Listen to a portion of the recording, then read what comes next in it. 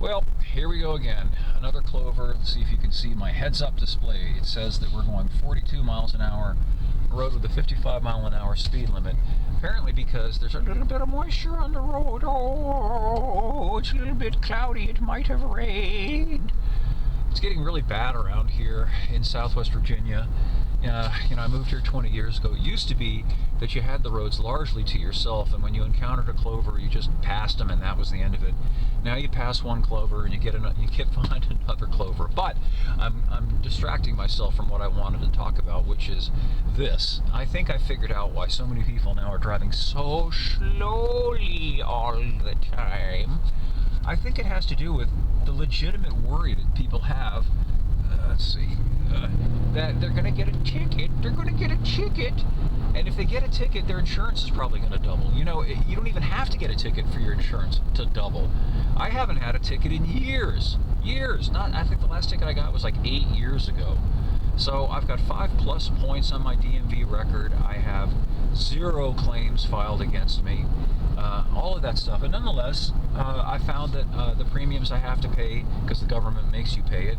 Here we go again. Here's another Clover. We're going 50 on a road with a 55-mile-an-hour speed limit.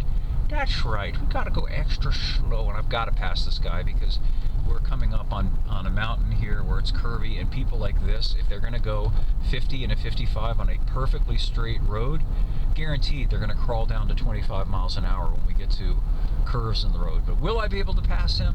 I've got one opportunity coming up, and if there isn't any traffic coming the other way, I'm going to take it. So let's see. We're going to go to Clover. Let's see. There's a Clover.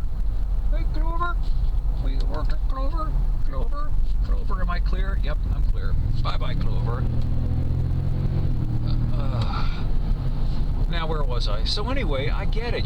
People who don't have radar detectors and people who are already freaking out about how much they're having to pay for the forced insurance that everybody has to buy are thinking, I'm already squeezed, and if I have to pay, another 50% more because I got a stupid speeding ticket, I'm really going to be in a pinch. So, they've beaten us down, haven't they?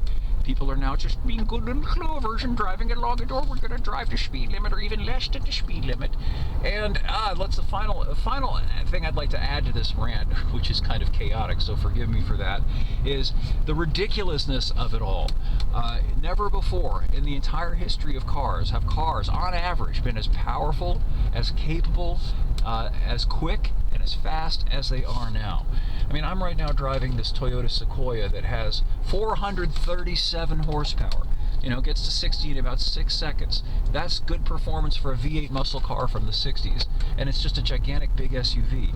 Your run-of-the-mill crossover, just nothing special crossover, will typically get to 60 in about 7 seconds, which again is very close to how quickly most V8 muscle cars of the 60s and 70s accelerated. And yet people drive these things as if they were Aries K cars from the mid-80s with, 85 horsepower, wheezy 4-cylinder engines.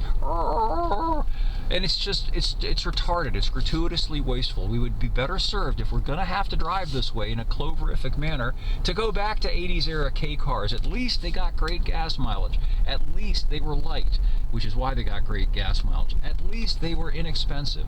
Wouldn't it be great if we're going to have to drive slow to go back to that? Anyway, that's my rant for this morning. More over at epautos.com, the web's best libertarian gearhead site. Thanks as always for listening. We'll have more for you again soon.